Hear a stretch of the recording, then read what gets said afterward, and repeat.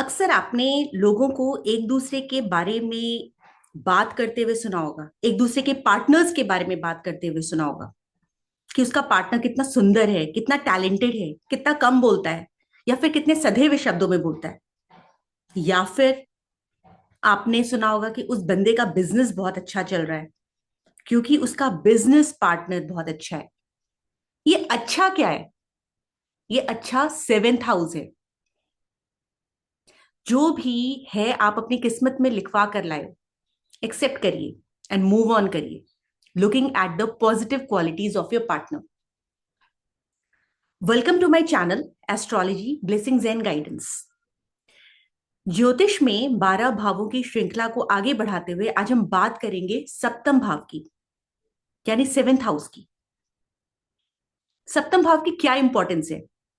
ये किसका भाव है? ये क्या दर्शाता है? ये किस चीज का घर है? इसका हमारी लाइफ पर क्या असर पड़ेगा? ये सब हम आज पढ़ेंगे आज के वीडियो में। सेवेंथ हाउस को विवाह के घर के रूप में जाना जाता है। इसको हम window to the outer world कहते हैं। सेवेंथ हाउस हमारे रोमांटिक पार्टनर्स का है, बिजनेस पार्टनर्स का है, क्लोज्ड फ्रेंड्स एंड उन लोगों का है जिनके साथ हम close bonding, intimate bonding and associations बनाते हैं। इस हाउस से आपको यह पता चलता है कि आपके टर्म्स आसपास के लोगों के साथ कैसे हैं और आप सोसाइटी में कैसे मूव ऑन करते हैं। सेवेंथ हाउस हमारे लगन से यानी फर्स्ट हाउस से जस्ट ऑपोजिटली प्लेस्ड है, ऑपोजिट पोजीशन पर। ये सेवेंथ है, फर्स्ट से ये सेवेंथ हाउस है। इसको house of marriage and partnership इसलिए कहा जाता है क्योंकि इसका बहुत सिग्निफिकेंट रोल होता है आपकी मैरिज में और बिजनेस की सक्सेस और फेलियर्स को डिसाइड करने में। ये हमारी moral, immoral, legal and illegal relationships को डिस्प्ले करता है। पब्लिक इमेज के साथ ये हमारे फॉरेन ट्रैवल्स को भी दर्शाता है। जो भी प्रोफेशंस की वजह से जो आपके फॉरेन ट्रैवल्स होते हैं, ये उनको दर्शाता है। ये वो चाबी है जिसके थ्रू आपको पता चलता है कि हम अपनी पर्सनल एंड प्रोफेशनल लाइफ कैसे बैलेंस कर सकते हैं। जो भी प्लैनेट सेवेंथ हाउस में बैठे होंगे उनकी स्थिति देखकर पता चलेगा कि आप ऑपोजिट जेंडर की तरफ कितना अट्रैक्ट होंगे, आपका सेक्सुअल इंक्लिनेशन कितना होगा, आप अपनी शादी को निभाने के लिए कितना कमिटेड होंगे, विलिंग होंगे, अपने पार्टनर को लेके कितना पोजेसिव होंगे, शादी या पार्टनरशिप निभाने के लिए कितने पैशनेट होंगे, आपका पर्पस ऑफ मैरिज क्या होगा। क्या आप शादी प्यार के लिए कर रहे हैं या पैसे के लिए कर रहे हैं या आपका कोई दूसरा सेल्फिश मोटिव है? ये सब चीजें हम सेवेंथ हाउस से देखते हैं। फिर क्यों सेवेंथ हाउस को मारक स्थान कहा जाता है? Second and seventh house astrology में ये मारक स्थान का स्वामी होता है। तो सेकेंड एंड सेवेंथ हाउस का जो भी स्वामी होता है या लॉर्ड होता है या प्लैनेट बैठा होता है, वो आपकी लाइफ में miseries and death like effects create करता है। सातवें घर को देखकर हम ये तक बता सकते हैं कि आपका होने वाला लाइफ पार्टनर का नेचर कैसा होगा, उसका कैरेक्टर कैसा होगा, आप उसको किस डायरेक्शन में ढूंढ सकते हो। ये हाउस मारक स्थान इसलिए कहलाता है बिकॉज ये ओपन एनिमीज का हाउस है। ये आपके सामने आकर आपके अगेंस्ट खड़ा हो जाता है because it is seventh from your first house, seventh from your lagna. कुंडली में सेवेंथ हाउस और क्या दिखाता है? Seventh house travelling to far of places बताता है। वो जो लॉन्ग डिस्टेंस ट्रैवल होता है उसको भी हम सेवेंथ हाउस से देखते हैं। ये आपके लाइफ में एडॉप्टेड चाइल्ड के बारे में भी बताता है। ये काम त्रिकोण भाव है और आपके लाइफ पार्टनर, हस्बैंड या वाइफ या पार्टनरशिप, मैरिज और उससे जुड़ी जितनी भी खुशियां होती हैं या बिजनेस कॉन्ट्रैक्ट्स होते हैं, आपके जो लव रिलेशंस होते हैं, आपका जुनून और आपकी बेवफाई के बारे में भी सप्तम भाव से देखा जाता है। सातवें भाव में कोई प्लैनेट नहीं बैठा है, इसका मतलब ये नहीं है, बिल्कुल ये नहीं है कि आपकी शादी नहीं होगी या आपका पार्टनरशिप से आप जुड़ नहीं सकते हो, बल्कि सेवेंथ हाउस लॉर्ड की प्लेसमेंट को देखकर आप इस भाव के विषय में डिटेल्स में पता लगा सकते हैं।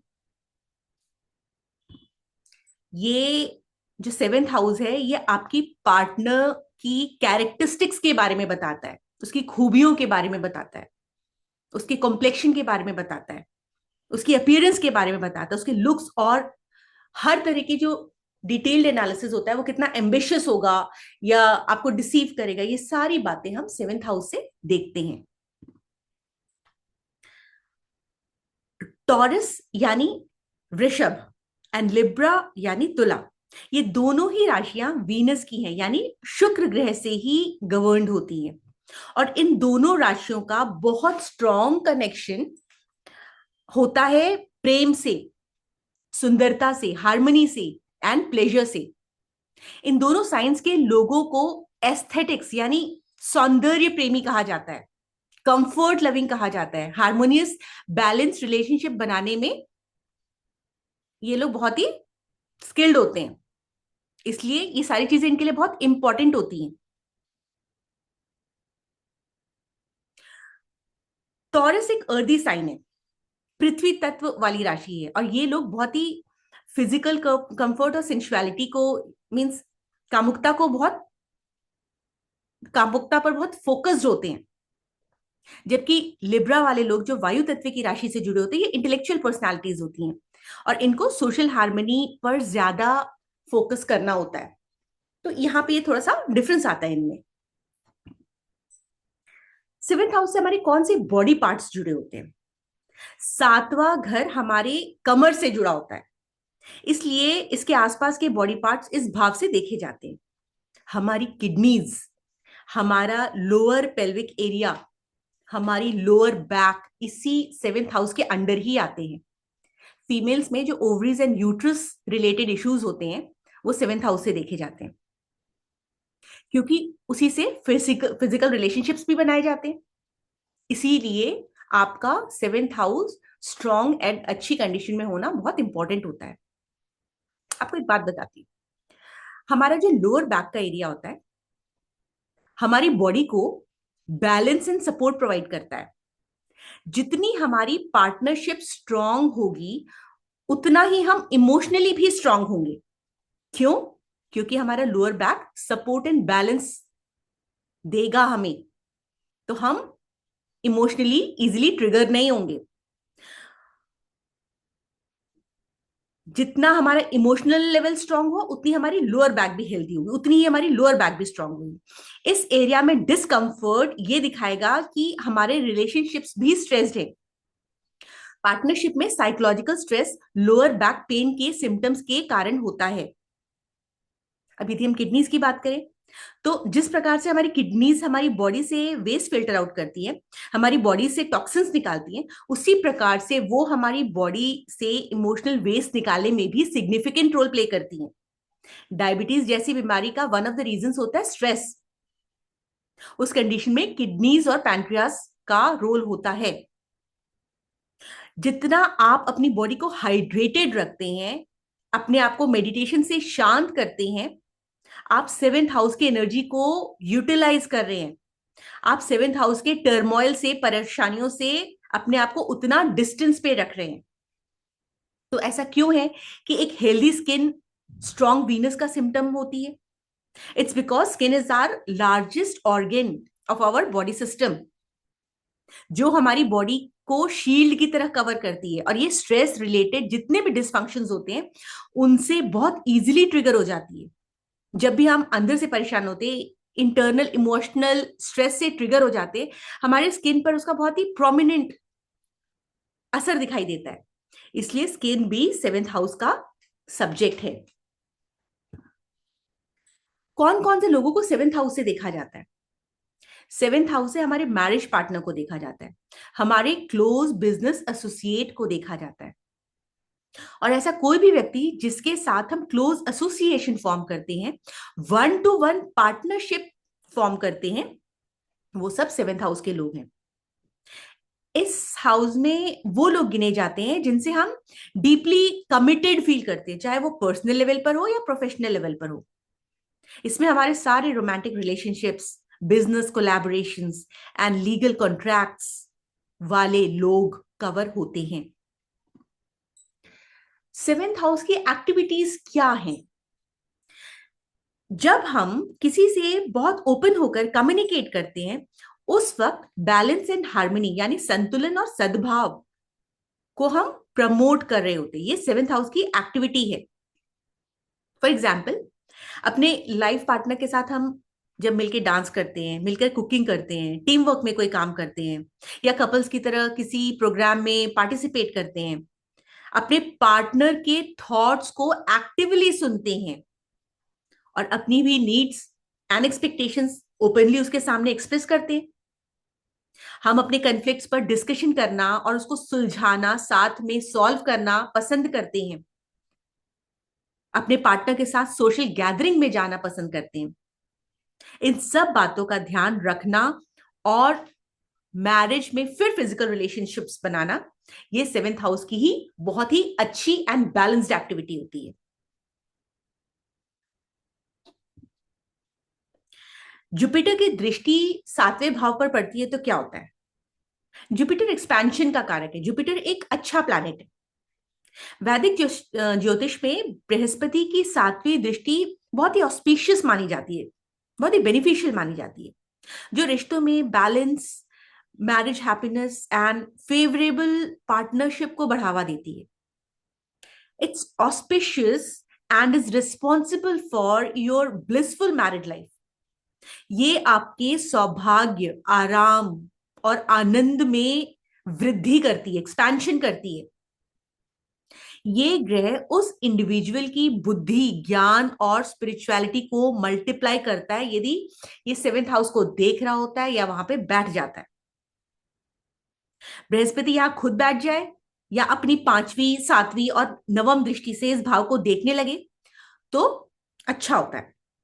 हालांकि इफ एंड बट्स की स्थिति हमेशा देखी जाती है और क्रूर ग्रहों की दृष्टि का हमेशा विवेचन किया जाता है। Excess of anything is bad. हम सेवेंथ हाउस को कैसे एक्टिवेट कर सकते हैं? वैदिक ज्योतिष में माना जाता है कि यूजुअली आपकी शादी के बाद ही आपका सेवेंथ हाउस एक्टिव हो जाता है, क्योंकि ये घर बिजनेस पार्टनरशिप का भी है। तो जब हम इस तरह की पार्टनरशिप करते हैं तब भी ये घर एक्टिवेटेड होता है। जब भी, यदि मैरिज के पर्सपेक्टिव से बात करें तो जब सेवेंथ हाउस लॉर्ड के साथ second and 11th house Lord भी एक्टिवेट हो जाता है तो सेवेंथ हाउस का बेस्ट एक्टिवेशन माना जाता है in terms of marriage. Seventh house Lord की दशा के साथ कुछ अन्य कंडीशंस भी होती हैं तो सेवेंथ हाउस पॉजिटिवली एक्टिवेटेड माना जाता है।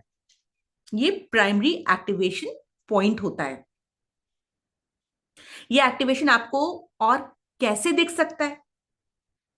जब भी न्यू बिजनेस वेंचर्स आप फॉर्म करने जा रहे हो, पार्टनरशिप इनिशिएशन के फॉर्म में आप सेवेंथ हाउस एक्टिवेशन देख सकते हैं, या बिजनेस एक्सपेंशन के फॉर्म में आप अपना सेवेंथ हाउस पॉजिटिवली एक्टिवेट होता हुआ देख सकते हैं।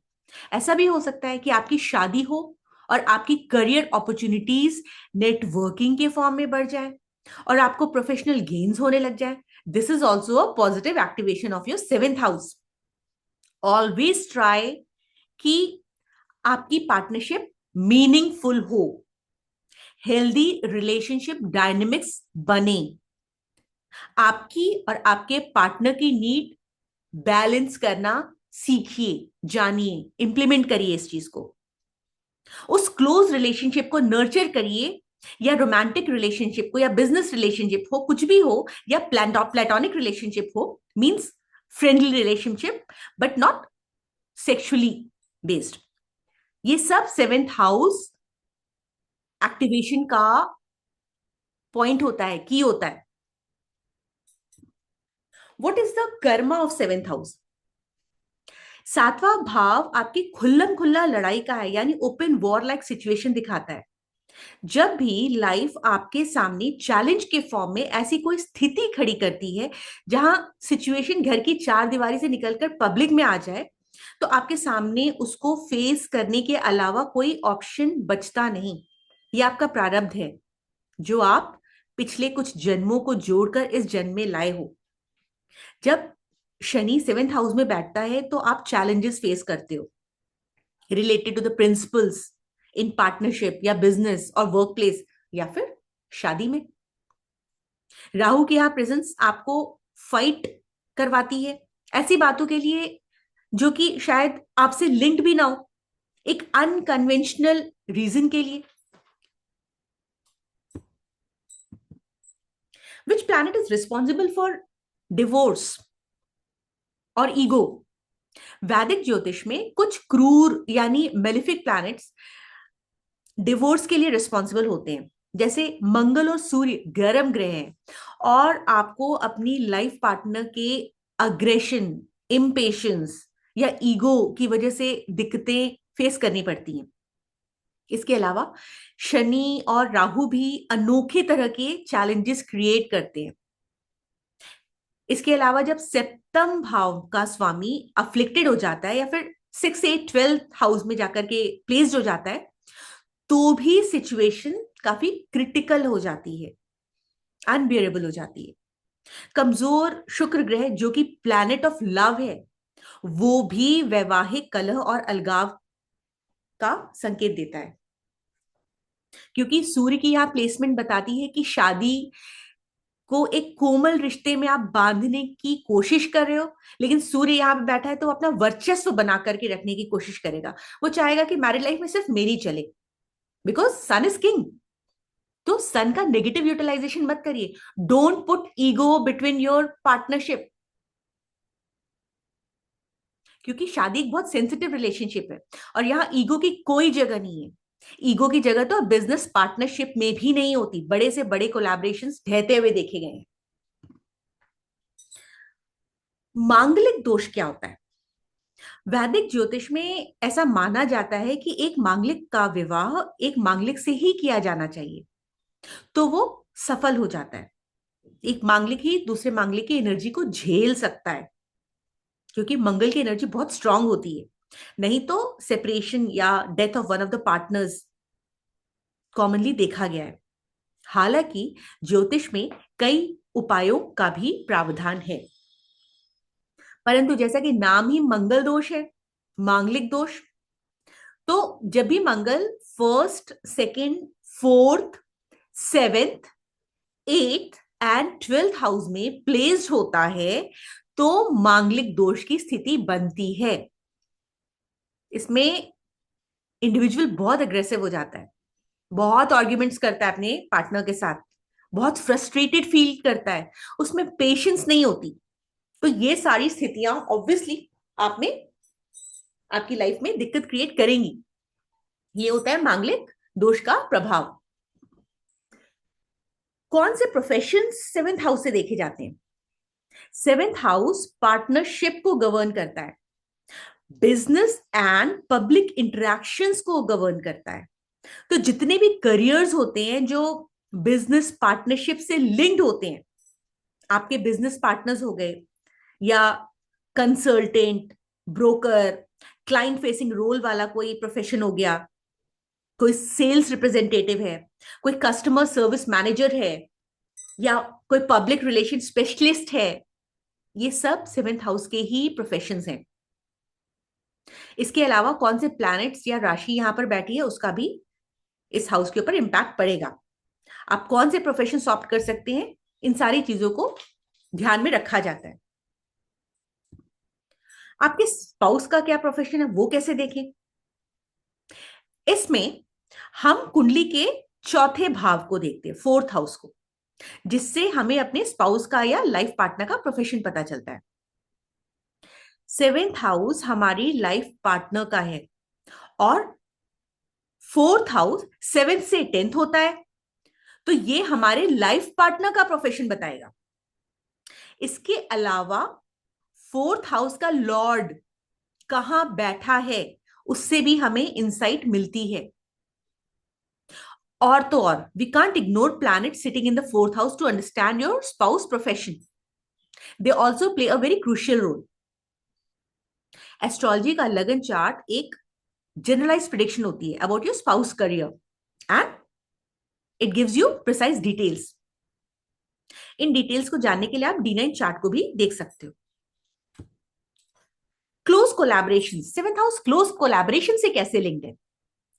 सेवेंथ हाउस आपके क्लोज कोलैबोरेशन के बारे में बताता है, specially the experts like doctors, interior designers, wedding planners and some other professions, and about the planets which are sitting in the seventh house.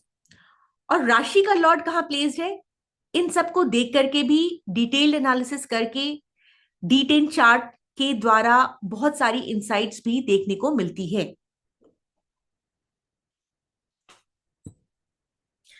Planets in seventh house, different planets एक हो या उससे ज्यादा, अकेले हो या साथ में, अपना यूनिक रोल प्ले करेंगे. For example, sun in seventh house क्या करता है? वैसे तो सूर्य एक गर्म प्लैनेट है और उसकी यहाँ प्रेजेंस थोड़ी कम अच्छी मानी जाती है, क्योंकि यहाँ पे ईगो का स्थान नहीं है. और हो सकता है कि आपके पार्टनर के बिहेवियर में आपको ईगो दिखे, लेकिन यदि यहाँ सूर्य अपनी पॉजिटिव प्रेजेंस शो करेगा, तो आपका आफ्टर मैरिज या बिजनेस एसोसिएशन फॉर्म करने के बाद नेम एंड फेम मिल सकता है, because sun is name and fame also. So it shows positive activation of that planet in seventh house. You will quickly rise to the ladder of success. आपका status increase होगा और आप secured feel करेंगी. For example, मैंने एक chart देखा जिसमें individual seventh house में सन लेकर के बैठा था और वो टॉरस असेंडेंट का था. जैसे ही उसकी वाइफ ने एस्ट्रोलॉजी करनी स्टार्ट की, because Scorpio comes in seventh house, जैसे उसकी वाइफ ने एस्ट्रोलॉजी करनी शुरू की तो उस इंडिविजुअल को फेम बहुत तेजी से मिलने लगा. मून इन सेवेंथ हाउस बताता है कि आपका लाइफ पार्टनर बहुत गोरा सुंदर होगा, बट इमोशनली वो मूड स्विंग्स का शिकार होगा. आपके लाइफ पार्टनर की वजह से आपको बहुत कॉम्प्रोमाइजेस करने पड़ सकते हैं on emotional level. You would look for emotional security in a relationship. Seventh house में जब बृहस्पति बैठता है तो वेल्थ गेन की बहुत अपॉर्चुनिटीज लाता है after your marriage through your partner. आप अपने पार्टनर के साथ एक strong and trustworthy relationship form करते हैं, और हो सकता है आपका लाइफ पार्टनर बहुत स्पिरिचुअली इंक्लाइंड हो. आपकी मैरिज लाइफ जो है वो बहुत लॉन्ग लास्टिंग एंड फुलफिलिंग होगी, अनटिल एंड अनलेस आपका जीवन साथी ज्ञान के अहंकार में चूर ना हो जाए या बहुत ज्यादा अपने आप को सिर्फ पूजा पाठ की ओर समर्पित ना कर दे, क्योंकि सेवेंथ हाउस में सिर्फ पूजा पाठ की जगह नहीं होती. वीनस इन सेवेंथ हाउस, शुक्र के सेवेंथ हाउस में प्रेजेंस आपके फाइनेंस और सोशल स्टेटस को इंप्रूव करने में बहुत हेल्प करती है. You enjoy good married life. आपका जीवन साथी बहुत सुंदर होता है, बहुत नजाकत होती है उसमें, बहुत रोमांटिक भी हो सकता है. वो लाइफ के कंफर्ट्स एंड रिचनेस को एंजॉय करने वाला होगा. वो अट्रैक्टिव होने के साथ साथ गुड एंड इफेक्टिव वे में कम्युनिकेट करेगा और लोग बहुत इजीली इंप्रेस हो जाएंगे उससे. ये हैप्पी मैरिड लाइफ का स्ट्रॉन्ग सिग्निफिकेटर है. वीनस एक और अच्छी चीज बताता है कि आपका स्पाउस बहुत डिप्लोमेटिकली कॉन्फ्लिक्ट्स को रिजॉल्व करने में माहिर होगा, और इस तरह से आपका रिलेशनशिप इजीली बैलेंस हो सकता है.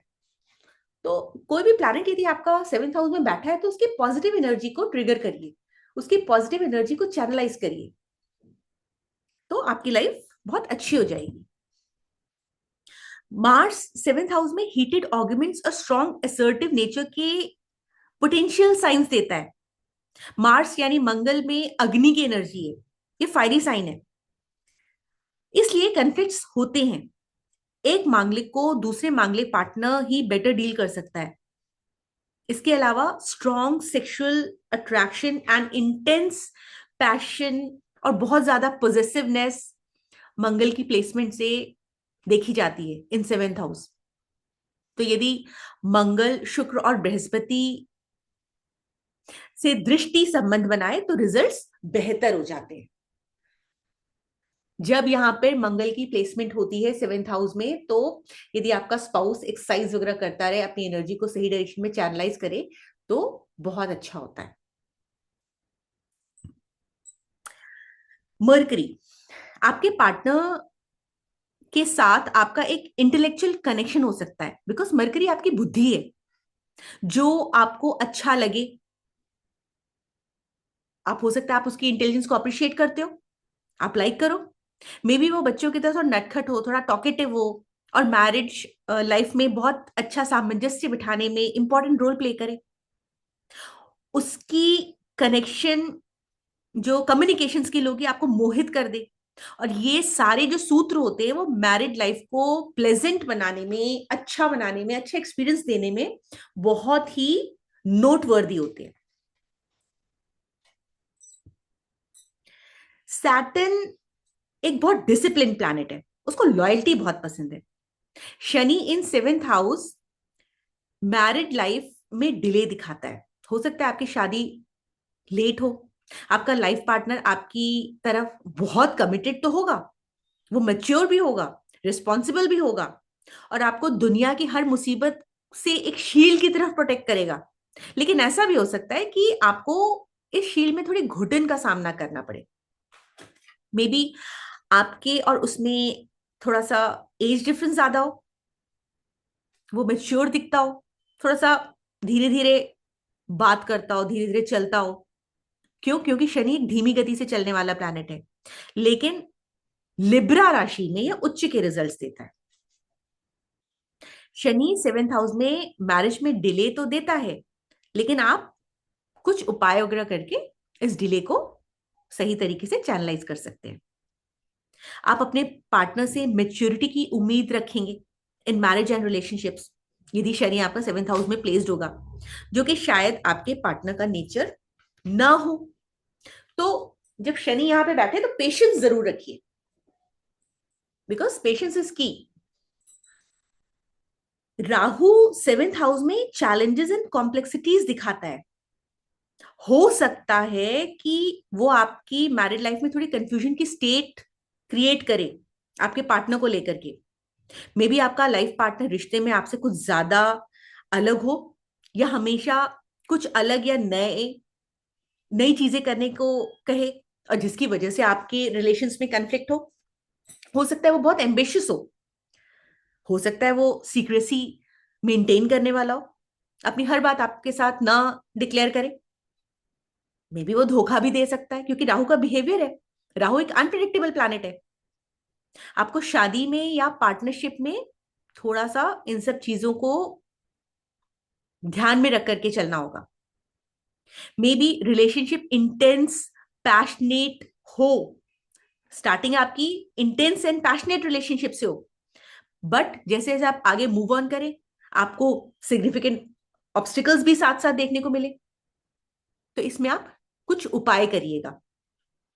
आप अपने लाइफ पार्टनर से बहुत अनरियलिस्टिक एक्सपेक्टेशंस मत रखिए। ये सब राहु के चैलेंजेस हैं आपको, जो 7th हाउस में देखने को मिल सकते हैं जब राहु 7th हाउस में बैठा हो। केतु मैरिज में जब 7th हाउस में बैठता है तो थोड़े चैलेंजेस देता है, अ सेंस ऑफ डिटैचमेंट देता है फ्रॉम योर पार्टनर। अपनी बात को एक्सप्रेस करने में हो सकता है आपके पार्टनर को थोड़ी मुश्किल हो, या फिर ऐसा कुछ करिए जिससे आपकी शादी या पार्टनरशिप भी अच्छी चले और आपको प्रॉब्लम्स भी फेस ना करनी पड़े। जैसे आपके पार्टनर का डीप स्पिरिचुअल कनेक्शन यदि होगा, ऐसे केसेस में यदि केतु 7th हाउस में होता है, तो आपको एक स्पिरिचुअल पार्टनर को की तरफ अपना इंक्लिनेशन रखना चाहिए। आपको स्पिरिचुअल पार्टनर देखना चाहिए, ढूंढना चाहिए, जो मेडिटेशन करता हो, योगा करता हो, जो स्टेबल माइंडसेट की फीलिंग रखता हो। ये केतु की एनर्जी का बेस्ट चैनलाइजेशन है, और इस तरह का पार्टनर आपकी लाइफ में आपको बहुत हेल्पफुल रहेगा। What is the remedy? Remedy क्या है 7th हाउस की? पहली रेमेडी जो देश काल पात्र के हिसाब से मानी जाएगी, जो हम जनरलाइज लैंग्वेज में कह सकते हैं, वो है रिलेशनशिप काउंसलिंग। इसमें दोनों पक्षों को समझाया जाए कि सही और गलत में अंतर क्या है, किसी रिश्ते को चलाने के लिए सुनना उतना ही जरूरी है जितना बोलना जरूरी होता है। हमेशा adopt for a non violent mode of communication. किसी भी पार्टनरशिप को कितने फ्रूटफुली नर्चर किया जा सकता है, उसमें उस चीज को अपनाने के लिए आप अपना फोकस करिए। सिर्फ बोलिए मत, सुनिए भी। कम्युनिकेशन के द्वारा कनेक्शन को कितना इजीली एस्टैब्लिश किया जा सकता है, ये आप सेवेंथ हाउस मरकरी से जान पाएंगे। तो इसलिए जब भी आपके पार्टनर के साथ कभी कुछ कन्फ्लिक्ट हो, बात करिए, शांति से बात करिए, चीजें सॉल्व हो जाती हैं।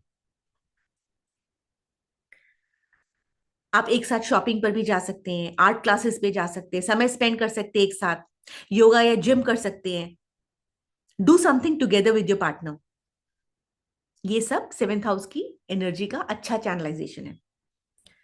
आप सैटरडे को फास्ट रख सकते हैं, शनि के मंत्रों का उच्चारण कर सकते हैं, आप जेमस्टोन्स ऑप्ट कर सकते हैं after astrologers consultation. Seventh house के जो प्लैनेट्स होते हैं वो लाइफ में प्रॉब्लम्स शो करते हैं, इसलिए उनका दान करें। दान हमेशा सुपात्र को करें, जरूरतमंद को करें। यज्ञ या हवन करें। सेवेंथ हाउस के की एनर्जी को यज्ञ द्वारा बहुत अच्छे से शांत किया जा सकता है। इसके लिए आप घी, चावल, गेहूं जैसे अनाज और कुश, घास जैसी जड़ी बूटियां हवन में समर्पित कर दें। और सेवेंथ हाउस को नियंत्रित करने वाले जो भी ग्रह होते हैं उनके मंत्रों का जाप करें। स्पेशली शुक्र को बलवान करने की कोशिश करें। शुक्र के जो नेगेटिव इफेक्ट्स होते हैं, जो कि राहु केतु या शनि मंगल की दृष्टि से आते हैं, उन सबको क्लेंस करें। लाइफ में पार्टनरशिप या मैरिज रिलेटेड इश्यूज में बैलेंस, हार्मनी एंड पॉजिटिविटी की तरफ फोकस करें। जब आपको लाइफ में बैलेंस चाहिए तो आप साफ सुथरे कपड़े लते पहन करके रहें, सुगंध का प्रयोग करें और अपने पार्टनर को रिस्पेक्ट दें। That is the most important remedy for seventh house. Seventh house की ब्यूटी ही यही है, कमिटमेंट इन रिलेशनशिप। प्यार दें उसको, तभी आपका लॉन्ग लास्टिंग रिलेशनशिप स्टैब्लिश हो पाएगा और उससे वेल्थ एंड फाइनेंस का जनरेशन भी तभी हो पाएगा। So use its energy well and stay happy. ये है सेवेंथ हाउस की एनर्जी, ये है सेवेंथ हाउस का positive utilization. Thank you so much.